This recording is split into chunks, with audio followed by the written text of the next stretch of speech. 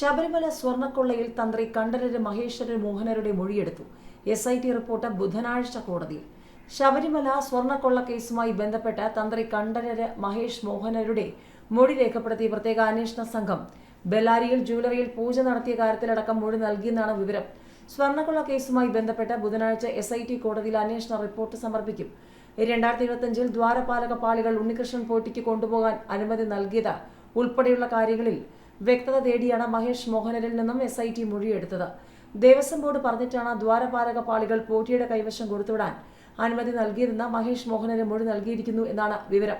വാതിലും കട്ടിളപ്പാളികളും കൂടി കൊണ്ടുപോകാനുള്ള അനുമതി കൂടി തേടിയിരുന്നു. എന്നാൽ ഇവയുടെ അറ്റകുറ്റപ്പണി സന്നിധാനത്ത് തന്നെ നടത്താനാണ് നിർദ്ദേശം നൽകിയതെന്നും മഹേഷ് മോഹനരുടെ മൊഴിയിലുണ്ട്. ഗോവർദ്ധന്റെ ബെല്ലാരിയിലെ ജ്വല്ലറിയിൽ പൂജ നടത്തിയതുമായി ബന്ധപ്പെട്ടും മഹേഷ് മോഹനരുടെ വിശദീകരണം നൽകിയിട്ടുണ്ട്. പൂജകൾക്കായി ക്ഷണിക്കുമ്പോൾ പോകാറുണ്ട്. അങ്ങനെ പോയതാണെന്നാണ് മൊഴി നൽകിയിരിക്കുന്നതെന്നാണ് സൂചന. ശബരിമല സ്വർണ്ണക്കൊള്ള കേസുമായി ബന്ധപ്പെട്ട SITയുടെ മൊഴിയെടുപ്പുകൾ ഉൾപ്പെടെയുള്ള പ്രധാനപ്പെട്ട ഘട്ടം പൂർത്തിയായി കഴിഞ്ഞു. ഈ ഘട്ടത്തിലെ അറസ്റ്റുകൾ ഉൾപ്പെടെയുള്ള വിവരങ്ങൾ ഉൾപ്പെടുത്തിക്കൊണ്ടുള്ള റിപ്പോർട്ടാണ് ബുധനാഴ്ച SIT കോടതിയിൽ സമർപ്പിക്കുക.